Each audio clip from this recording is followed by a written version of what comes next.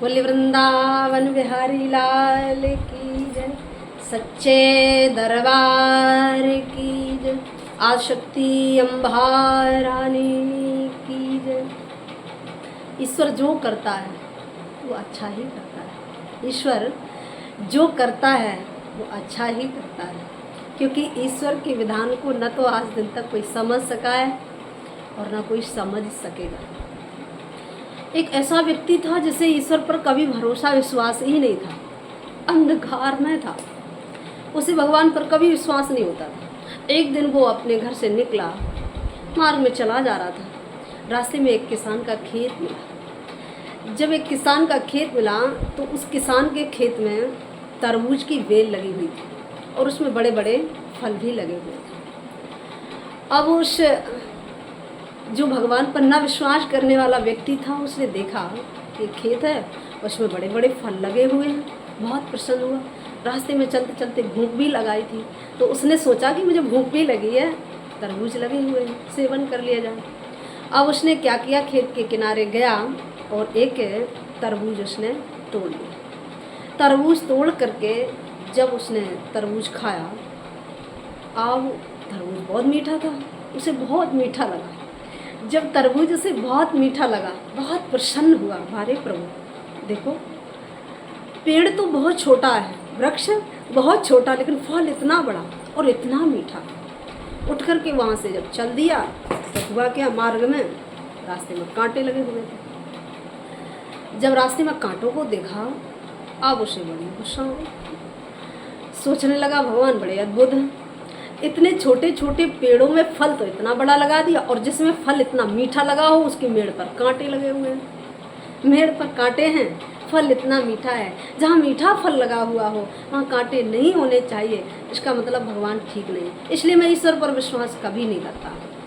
अब थोड़ा आगे बढ़ा तो जिस किसान का खेत था उसने देखा, तो किसान ने जब उसे देख करके कि ये तरबूज खा करके आया है, तो किसान ने तुरंत अपने बेटे को बुलाया और बेटे से कहा कि आज हमें लगता है मेड़ के कांटे कुछ कम हो गए हैं और ला करके लगा दो, क्योंकि इसमें कोई ना कोई प्रवेश करके तरबूज खा जाता है। लेकिन उस व्यक्ति ने सुन लिया।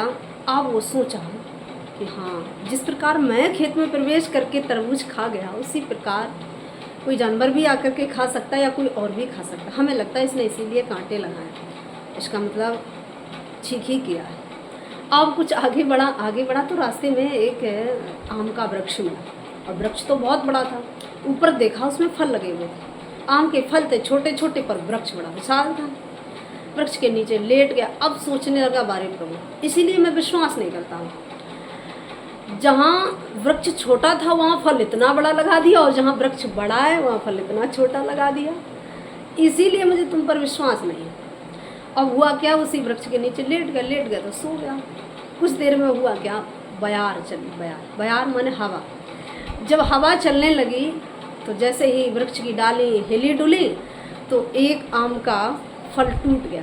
आम का फल टूट करके सोते हुए उसी व्यक्ति की नाक पर गिरा, और जैसे ही नाक पर गिरा तो खड़बड़ा उठ करके बैठ गया, और जैसे ही घबरा करके उठ करके बैठा, अब तो उसने देखा कि फल मेरी नाक पर गिर गया। नाक पर गिरा तो चोट तो लगे, नाक को पकड़ करके रह गया, आंखों से आंसू आ गए। आप सोचा प्रभु, जो आप करते हो तुम अच्छा ही करते हो। अगर इतने बड़े वृक्ष में इतना बड़ा फल लगा होता तो आज मेरा क्या होता। अगर तरबूज इतना बड़ा फल उस आम में लगा होता तो मेरा क्या होता, मेरा तो कचूमड़ी ही निकल आता। इसका मतलब है प्रभु, आप जो करते हो वो अच्छा ही करते हो। अब मुझे विश्वास हो गया कि आपकी लीला बड़ी अद्भुत है, आप जो करते हो अच्छा ही करते हो। अब भगवान को हाथ जोड़ करके प्रणाम करने लगा कि सारे सुखों का दाता, सारे सुखों का दाता, जगदीश नाम तेरा, सारे सुखों का दाता है बार बार भगवन, है बार बार भगवन, तुमको प्रणाम मेरा, सारे सुखों का दाता, सारे सुखों का दाता। बोले वृंदावन बिहारी लाल की जय। श्री राधा वल्लभ सरकार की जय।